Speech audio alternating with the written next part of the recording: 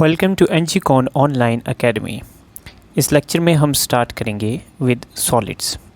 So what is a solid? Solid is a state of matter with definite shape, regular arrangement of particles, lowest kinetic energy and highest intermolecular forces.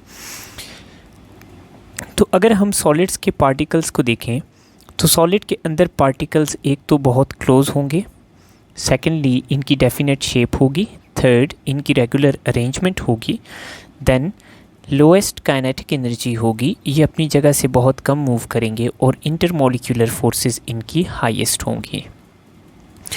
Now अगर हम solid के particles के motion की बात करें तो solid के particles usually only show vibrational motion, यानी सॉलिड के पार्टिकल्स अपनी मीन पोजीशन पे थोड़ा थोड़ा वाइब्रेट करते हैं। They usually show vibrational motion, जबकि रोटेशनल और ट्रांसलेशनल मोशन लिक्विड्स या गैसेस की तरह इनमें ज़्यादा देखने को नहीं मिलता।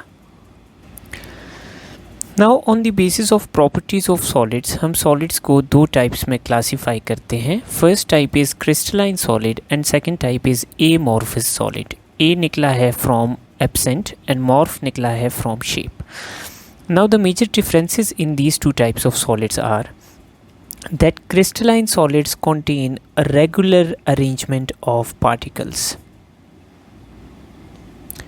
whereas amorphous solids have irregular arrangement of particles.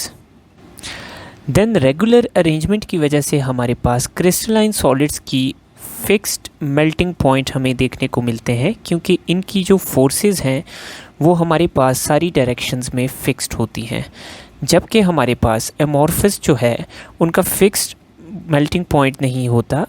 इनका मेल्टिंग पॉइंट क्या होता है, ये एक रेंज ऑफ टेम्परेचर के ऊपर मेल्ट करते हैं, एग्जैक्ट किसी एक टेम्परेचर के ऊपर मेल्ट नहीं करते।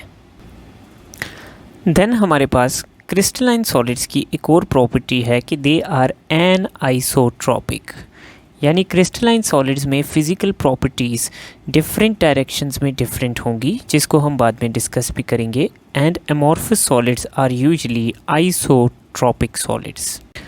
The common examples of crystalline solids are solids like sodium chloride, metals like sodium, magnesium, etc.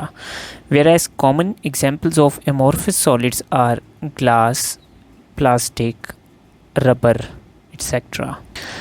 Now, amorphous solid में हमारे पास इर्रेगुलर अरेंजमेंट ऑफ मॉलिक्यूल्स है, यानी मॉलिक्यूल्स के अंदर कोई स्पेसिफिक डायरेक्शन या स्पेसिफिक शेप इनकी नहीं है, रेगुलर अरेंजमेंट नहीं है।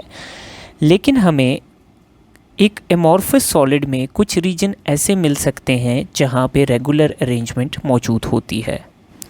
सो एमॉर्फस सॉलिड का अगर हम ये रीजन देखें तो यहाँ पे मॉलिक्यूल्स की रेगुलर अरेंजमेंट है। सो एमॉर्फस सॉलिड का वो रीजन जहाँ पे रेगुलर अरेंजमेंट ऑफ मॉलिक्यूल्स हमें देखने को मिले उसको हम कहते हैं क्रिस्टलाइट। नाउ टॉकिंग मोर, हम किसी भी क्रिस्टलाइन सॉलिड को एमॉर्फस सॉलिड में कन्वर्ट कर सकते हैं। उसका प्रोसीजर ये है कि वी मेल्ट इट इमीडिएटली, हम इसको इमीडिएटली मेल्ट करें एंड इसको हम फिर रैपिडली कूल करें। तो जब हम किसी भी मोल्टन सब्सटेंस को रैपिडली कूल करते हैं तो रैपिड कूलिंग के दौरान हमारे पास किसी भी सब्सटेंस के मॉलिक्यूल्स को या कॉन्स्टिट्यूएंट एटम्स को इतना टाइम नहीं मिलता कि वो ख़ुद को प्रॉपरली अरेंज कर सकें। तो इसलिए हमारे पास जो सॉलिड फॉर्म होगा या जो क्रिस्टल फॉर्म होगा it will be amorphous. Now amorphous solids को हम यूजुअली इसी वजह से सुपर कूल्ड लिक्विड्स भी कहते हैं। लाइक जब ग्लास को बनाया जाता है तो हमारे पास इमीडिएट कूलिंग की जाती है ग्लास के मटेरियल की, जिसकी वजह से ये एमॉर्फस हो जाता है और इसके अंदर रेगुलर अरेंजमेंट नहीं रहती।